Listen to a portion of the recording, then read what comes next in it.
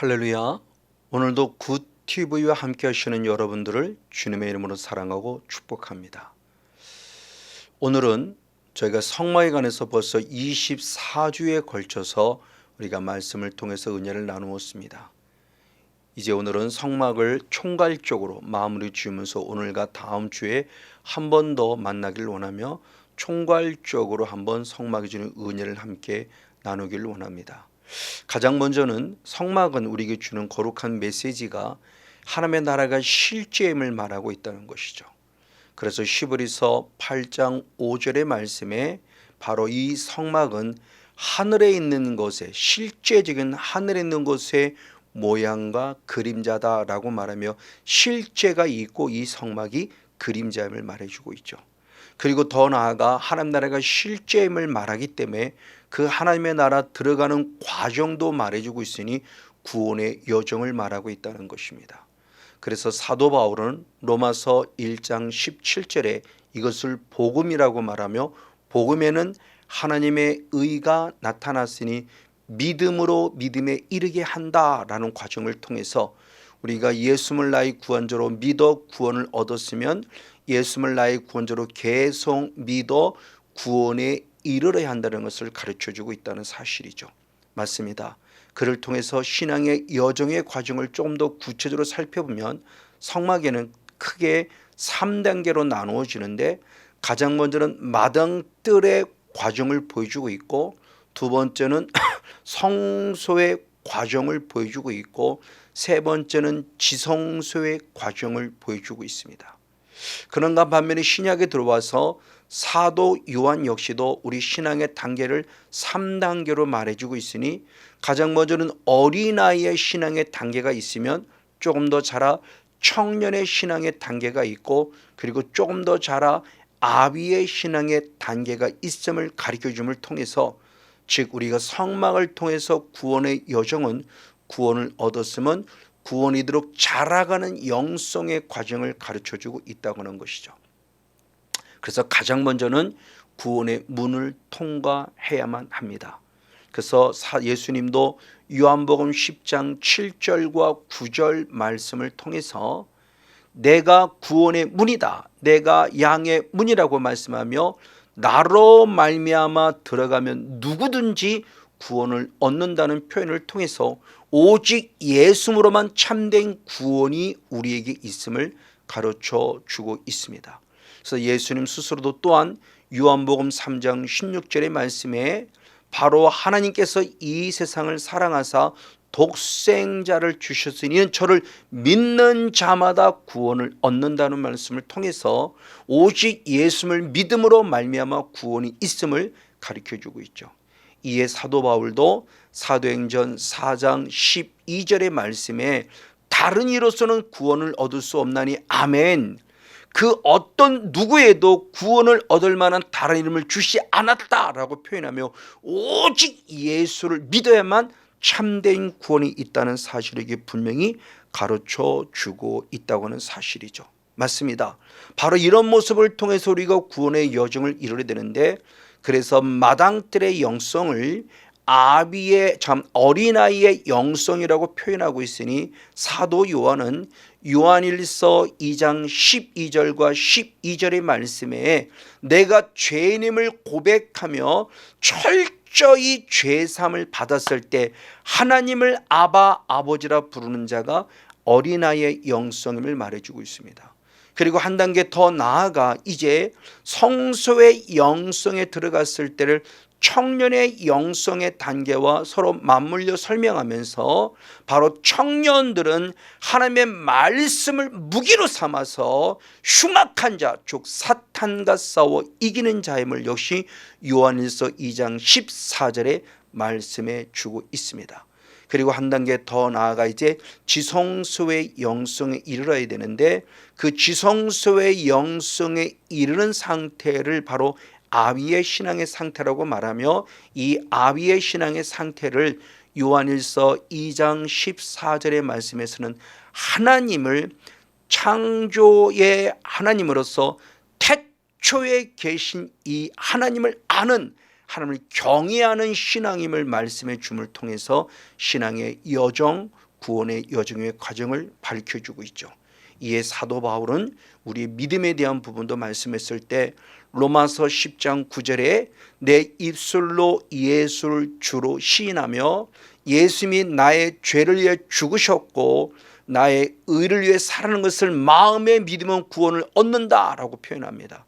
그리고 이어서 10절 말씀에 계속해서 마음으로 믿고 입으로 시인할 때 구원에 이른다라는 말씀을 통해서 우리의 신앙의 여정이 날마다 자라서 마당들에서 성소를 지나 지성소까지 이르르되듯이 우리가 어린아이 신앙에서 자라서 그리고 청년의 신앙으로 아비의 신앙에 이르기까지 자라야 할 것을 말씀하고 있죠. 이에 사도 바울 역시도 에베소서 바로 4장 12절로부터 13절, 14절, 15절에 계속 말씀했을 때 우리의 신앙이 예수 그리스도의 장성한 자의 분량에 이르기까지 자라야 한다라는 말씀을 통해서 하나님의 아들을 믿는 것과 아는 것을 온전해져서 그리스도의 장성한 자의 분량에 이르는 신앙으로 자랄 것을 말하고 있다는 사실이죠. 맞습니다. 이에 우리는 좀 더 구체적으로 말씀을 보면서 근데 이 신앙을 자라감에 있어서 아주 중요한 핵심의 모습이 모든 신앙의 과정 속에 공통적인 부분이 있습니다. 마당들은 마당들의 신앙, 어린아이 신앙은 어린아이 신앙에 맞게 하나님이 원하시는 신앙의 핵심이 있고 성소의 신앙, 즉 청년의 신앙은 청년의 신앙에 맞는 신앙의 핵심이 있고 그리고 아비의 신앙, 지성소의 신앙은 지성소에 맞는 신앙의 핵심이 있습니다. 그 신앙의 핵심이 과연 무엇이냐는 겁니다. 그 핵심은 오직 한 가지입니다. 말씀과 기도란 사실이에요. 어린아이는 어린아이에 맞게, 청년은 청년에 맞게, 아비는 아이에 맞게. 그래서 가장 먼저 마당들의 영성을 통과하려면 반드시 번제단과 물두멍을 통과해야 되는데 그 번제단은 무엇을 말하느냐? 레위기 4장 34절의 말씀에 가장 먼저 번제단에서 피를 뿌려야 한다고 말씀했습니다. 맞습니다. 피를 뿌린다고 하는 것은 내가 죄인임을 자각하고 인지해서 예수 십자가 앞에 무릎 꿇어 회개할 때 죄 사함하는 것을 상기해 주는 바로 기도인데 특별히 회개 기도를 말하고 있다는 사실이죠. 이걸 사도 요한이 정리했으니 요한일서 1장 7절과 9절 말씀을 통해서 오직 우리는 예수의 피로 모든 죄에서 깨끗함을 받는다는 것입니다. 그런데 어느 때 9절 말씀에 보니까 자백할 때라는 겁니다. 내가 내 죄를 주님 앞에 자백하면 미쁘시고 의로우신 하나님께서는 우리의 죄를 사하시고 우리를 모든 불의에서 깨끗게 하신다고 말하며 가장 먼저는 어린아이 영성은 영성이지만 어린아이 영성에 맞게 예수의 피를 씹는 회개를 통해서 죄 사함을 받을 것을 말씀하고 있다는 사실이죠. 그리고 이어서 한 단계 더 나아가 이제 물두멍을 통과해야 되는데 물두멍은 무엇하는 곳인가? 출애굽기 40장 30절의 말씀에 보니까 물두멍에 씻을 물을 담아 두어라 그랬습니다. 씻을 물을 담아 두었는데 그 물이 과연 무엇을 말하고 있냐는 것이죠. 먼저 예수님은 요한복음 3장 5절 말씀에 우리가 물과 성령으로 말미암아 거듭나야 하나님 나라 들어갈 수 있게 말하며 우리가 진정한 구원은 물과 성령이라고 말했습니다. 이 사실을 사도 바울은 똑같은 모습을 디도서 3장 5절 말씀을 통해서 우리의 구원은 중생의 씻음과 성령의 새롭게 하심으로 말미암아 이루어진다고 말하며 물을 중생의 씻음이라고 표현했습니다. 그 씻는다는 것 중생 바로 물로 씻어야 할 것을 말씀하고 있다는 사실이죠. 그러면서 똑같은 이 거듭남에 대한 표현을 바로 베드로 사도는 베드로전서 1장 23절의 말씀에 우리가 거듭난 것은 하나님의 살아있는 항상 살아있는 말씀으로 말미암아 거듭났다고 표현하며 진정한 거듭남이 무엇이냐면 말씀으로 이루어졌다는 사실을 얘기해 주고 있다는 것이죠. 결국은 물이 무엇인가를 우리는 금방 상고해 볼 수 있습니다. 그렇죠? 물과 성령으로 그런데 이미 성령은 계속 보통 물은 성경에 기록된 물은 성령을 상징하죠. 성령의 생수인 성령을 상징하든지 하나님 말씀을 상징하고 있는데 성령이란 단어가 나와서 이미 성령을 말하고 있다면 그 물과 성령할 때 물은 결국 우리는 하나님의 말씀이라는 것을 알 수 있다고 하는 사실이죠. 그래서 에베소 5장 26절 말씀에 사도 바울이 고백할 때 물로 씻어 말씀으로 깨끗한다고 그러는데, 이걸 현대어 성경이 조금 더 잘 설명해 줬으니 바로 현대어 성경은 하나님의 말씀으로 교회를 씻어 거룩하고 정결케 하셨다라고 표현하며, 말씀으로 말미암아 씻어낸다고 표현을 통해서 결국 우리의 그 물은 하나님의 말씀으로 말미암아 우리가 깨끗함을 받아야 한다는 사실을 말해주고 있다는 사실이죠. 맞습니다. 그럼 결국 물두멍의 물은 하나님의 말씀을 상고하니, 번제단에서 피가 있었으면 물두멍에서 말씀이 있어야 한다는 것을 가르쳐주니, 어린아이는 어린아이 맞게 바로 철저히 죄를 회개하는 죄사함과 더불어 말씀 안에 들어오는 신앙이 필요하다는 것이죠. 그런데 이렇게 내가 말씀을 통해서 우리의 죄를 씻어내는 은혜를 힘입으려면, 말씀으로 씻어내려면 먼저 말씀으로 죄가 무엇인지 알려주는 죄의 책망이 필요합니다. 그 사도 바울은 디모데후서 3장 16절에 모든 성경은 하나님의 감동으로 된 것으로 교훈과 책망과 바르게 함과 의로 교육하기 유익하다고 말하며, 하나님의 말씀을 통해서 우리의 죄를 책망하는 거룩한 일을 입을 수 있다는 거예요. 그런 말씀을 책망받는 것은 뭐예요? 내 죄가 무엇인지 책망받게 씻어내야 되는 거죠. 그래서 에스겔 선지자는 에스겔서 36장 25절의 말씀에 맑은 물로 정결케 하고 모든 더러운 것을 깨끗게 하라라고 말하며, 바로 맑은 물인 하나님의 말씀으로 정결하고 순결하게 깨끗해야 한다는 거죠. 예수님도 똑같은 말씀을 하셨습니다. 그래서 바로 주님께서는 최후의 만찬 때 요한복음 13장 10절 말씀을 통해서 이미 번제단에서 목욕한 자는 이제 물두멍에서 손과 발만 닦으면 된다라고 하는 말씀을 통해서 우리가 하나님의 말씀 안에서 날마다 손과 발을 닦는 철저한 은혜가 필요함을 말해주고 있죠. 이에 히브리서 기자 역시도 히브리서 10장 22절 말씀에 하나님 앞에 온전히 나아가는 자가 되기 위해서는 바로 가장 먼저는 마음에 예수의 피를 뿌림받아야 될 것이고, 예수의 피를 뿌림받았으면 몸을 맑은 물로 씻어서 참마음과 온전한 믿음을 하나님께 나아가는 것을 얘기하며, 철저히 말씀 안에서 우리들의 영성이 새로워질 것을 또한 우리에게 가르쳐주고 있다는 사실이죠. 이에 바로 이와 같이 어린아이 영성은 결국 무엇이냐? 디모데전서 4장 6절의 말씀에 하나님의 말씀으로 양육을 받고 하나님의 말씀으로 교훈을 받는 사람, 이 사람을 그리스도의 선한 일꾼, 지금 바뀌어진 개역 개정성에서는 그리스도의 좋은 일꾼이라고 말하며, 어린아이 영성은 가장 먼저 말씀으로 양육받는 위치에 들어야 될 필요성을 가르쳐주고 있습니다. 그리고 한 단계 더 나아가 성소라는 것에 들어왔으니, 성소라는 것에 들어와서는 이제는 우리는 분향단과 떡상을 통과해야 됩니다. 근데 놀라운 이치가 또한 분향단에 들어왔으니 레위기 4장 7절 말씀을 통해서 역시 분향단 앞에서 피를 뿌려야 할 것을 말씀했으니, 이건 역시 우리가 신앙이 좀 더 자랐다 한다 할지라도 또 범한 죄가 있으니 다시 한번 우리는 분향단 앞에서 철저히 회개해야 될 바로 필요성을 강조해 주고 있습니다. 그리고 나아가 떡상으로 나아가야 합니다.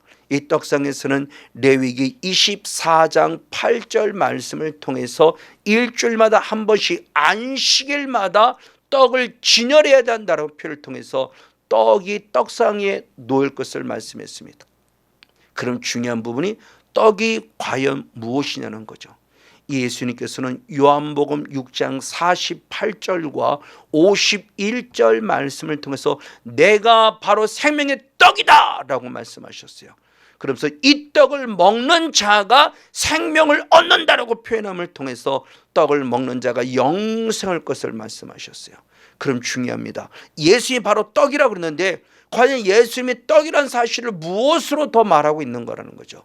그걸 바로 요한복음 6장 63절과 68절 말씀을 통해서 살리는 것은 영이니 내가 너에게 이른 말, 예수 우리에게 이르신 말이 영이요 생명이라 말하며 이 떡은 곧 하나님이 우리 주신 거룩한 말씀, 이 말씀으로 말미암아 내가 살 수 있다는 거죠. 이에 사도 베드로는 68절의 말씀에 영생의 말씀이 주께 있으면 내가 누게로 가오리까로 고백함을 통해서 진정한 영생의 핵심은 바로 말씀 안에 있다는 사실을 바로 베드로가 고백하고 있습니다. 그래서 예수님께서도 첫 공생의 사역 속에서 악한 사탄 마귀와 싸울 때 돌을 떡으로 만들어 먹으라 그랬을 때 마태복음 4장 4절을 통해서 주님 중요한 말씀이 있으니 사람이 떡으로만 살 것이 아니요 하나님의 입에서는 모든 말씀으로 말미암아 살리라 말씀하시면서 예수님 역시도 우리의 신앙이 오직 떡상인 하나님의 말씀을 통해서 내가 영이 살고 내 삶에 산다는 사실을 강조하며 철저히 말씀의 은혜를 들을 것을 말씀해 주고 있다는 사실이죠. 맞습니다. 바로 이 사실을 통해서 우리들의 청년의 영성이 무엇인가를 알려줍니다. 이미 우리가 앞절을 봤지만 요한일서 2장 10절에 청년의 신앙, 이 성서는 청년의 신앙을 했으니 이 청년의 신앙은 하나님의 말씀을 무기로 삼아 흉악한 자와 싸워 이기는 것이라고 그랬어요. 그럼 하나님의 말씀을 나의 영적 무기로 삼으려면 어떻게 할 것인가? 디모데후서 2장 15절의 말씀에 하나님의 말씀을 분별할 줄 알아야 된다 그랬어요. 하나님 말씀을 우리는 이미 양육, 어린아이 신앙은 디모데후서 바로 4장 6절을 통해 선한 말씀을 양육받는다고 그랬고 양육받는 이제 분별해야 돼요. 그래 흉악한 자와 썩을 수 있고 바로 이단과 같은 데 빠지지 않죠. 바로 하나님의 말씀을 분별할 수 있는 자, 이 사람이 부끄러울 것이 없는 일꾼으로서 자기 자신을 하나님께 온전히 드릴 수 있는 자라고 말하며 우리 신앙의 핵심이 결국 피와 더불어서 말씀을 가르치며 말씀을 온전히 세야 될 신앙을 말씀해 주고 있다는 사실입니다. 맞습니다. 바로 같이 우리는 말씀을 분별하는 신앙까지 자랐다 한다면 이제 또 한 단계 더 나아가야만 합니다. 그걸 세 번째로서는 레위기 4장 6절의 말씀에 휘장의 영성임을 가르쳐주며 레위기 4장 6절에 이 휘장 앞에도 또 피를 뿌려야 한다고 말씀했어요. 너무너무 중요해요. 자, 이미 번제에서 피를 뿌렸는데 분향단에 피를 뿌리는데 또 휘장 앞에서 또 피를 뿌리니까 우리는 날마다 회개할 것을 말씀하고 있다는 사실이죠. 그리고 나서 이제 지성소까지 들어가는데 지성소에 들어가도 가장 먼저 통과할 곳이 뭐냐? 속죄소입니다. 그래서 레위기 16장 14절과 15절의 말씀을 통해서 보면은 바로 가장 먼저는 속죄소 위에 속죄소 앞에 숫송아지의 피를 뿌리고 염소의 피를 뿌리라 라고 말씀하며 지성소의 영성까지 들어왔음에도 불구하고 철저히 예수의 피를 뿌려야 할 것을 말씀하고 있다는 사실이죠. 우리 신앙의 단계입니다. 우리는 지속적으로 계속적으로 이제 간 예수를 믿었든지 아니면 여기 서 있는 이 성원용 목사와 같은 사람도 오늘 지속적으로 계속적으로 십자가 앞에 무릎 꿇어 철저히 회개할 것을 말하고 있다는 사실이죠. 맞습니다. 이렇게 속죄소 앞에서 철저히 무릎 꿇어 회개를 했을 때 드디어 우리 한 단계 나아가 언약궤의 영성 안에 서게 하시니 이 언약궤의 영성은 우리에게 무엇이냐? 하나님의 말씀을 우리에게 명령으로 주시는 것이라고 말합니다. 즉 예수의 피로 죄 사함 받았을 때 우리에게 하나님의 말씀을 선물로 주신다고 하는 사실이죠. 그래서 출애굽기 25장 22절의 말씀에 내가 거기서 너를 만난다는 바로 지성소입니다.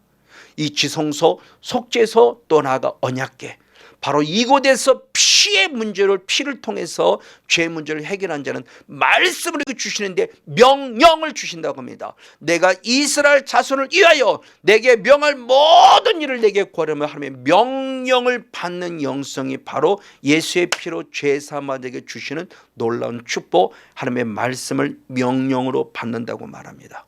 바로 이 명령을 받는 영성의 단계가 바로 아비의 단계예요.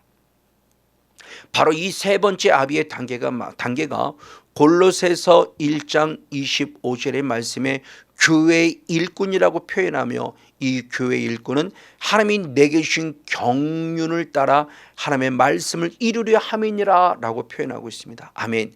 자, 어린아이 영성은 좋은 일꾼으로 말씀을 양육받는다고 표현했고, 조금 더 청년의 신앙으로 자랐으면 그 말씀을 분별할 줄 알아야 한다고 말씀을 드렸는데, 이제 세 번째는 그 말씀을 분별해서 그 말씀이 진리임을 알았으면 우린 그 명령에 순종하는 자가 되어야 한다고 성경이 가르쳐 주고 있다는 사실이죠. 그래서 예수님께서도 어린아이 신앙, 아까 요한복음 3장 16절에 믿을 때 구원이라고 말했고, 그리고 구원에 이르는 과정 속에서 요한복음 3장 36절의 말씀에 아들을 믿는 자에게는 영생이 있다, 그리고 아들을 순종치 아니하는 자에게는 영생을 보지 못하고 도리어 하나님의 진노가 위에 머물러 있느니라고 말하며, 요한복음 3장 16절을 통해서 믿는 자는 요한복음 3장 36절을 통해서 반드시 순종해야 될 신앙을 가르쳐주고 있으니, 구원에 이르는 바로 신앙의 단계 속에서 순종을 말하고 있죠. 홍해를 우리가 믿음으로 건넜다 한다면 우리 마지막 요단강은 순종을 통해서 건너야 되듯이, 예수를 나의 구원자로 믿는 은혜 속에 들어왔으면 이제 우리는 마지막 순종을 통해서 요단강을 건너 가나안 땅에 이를 영성을 가르쳐 주고 있다는 사실이죠. 맞습니다. 이를 통해서 신앙의 핵심적인 부분을 다시 한번 발견해 봅니다. 마당들, 즉 어린아이 영성은 영성대로, 다음에 성소 즉 청년의 신앙은 청년의 신앙의 그 영성대로, 마지막 지성소는 아비의 신앙으로서 아비의 신앙은 신앙대로 가장 중요한 핵심이 가장 먼저였냐? 기도였어요. 특별히 기도 가운데 무슨 회개 기도, 피를 뿌리는 회개가 필요했고, 그 다음에 말씀이라는 영성이 필요했습니다. 그래서 번제단을 통과하면 물두모로 들어야 되고요, 분향단을 통과하면 반드시 떡상으로 들어야 되고요, 속죄소를 통과하면 반드시 바로 하나님의 언약궤로 들어가야 돼요. 이것을 통해서 가장 먼저 신앙의 힘이 뭐냐? 회개라는 것이죠. 그래서 예수님께서도 마가복음 1장 15절을 통해서 하나님 나라가 가까웠으니 회개하고 복음을 믿으라 말하며 우리 신앙의 출발점이 회개임을 말했습니다. 그리고 이어서 고린도후서 7장 10절의 말씀을 통해서 주는 반드시 말씀하기를, 바로 우리들의 모습에서 하나님의 뜻대로는 근심은 우리를 구원에 이르게 하는 회개를 이룬다고 말하며 마지막을 회개로 마칠 것을 말씀했다는 사실이죠. 그리고 믿음이라는 신앙 속에서 또 다른 중요한 게 바로 말씀이라는 사실을 가르쳐 주었죠. 맞아요. 우리는 물두멍의 말씀의 영성, 떡상의 말씀의 영성, 그리고 언약의 말씀의 영성을 바라봅니다. 이에 베드로는 조금 전 앞에 나누었던 베드로전서 1장 23절에 썩지 아니할 씨 하나님 말씀으로 거듭났다고 표현합니다. 그럼 거듭나 구원 얻는 것만 끝나냐? 아닙니다. 이어서 베드로전서 2장 2절의 말씀에서는 갓난 아이들같이 순전하고 신령한 것을 사모하라 그랬으니, 그 신령한 사람의 말씀입니다.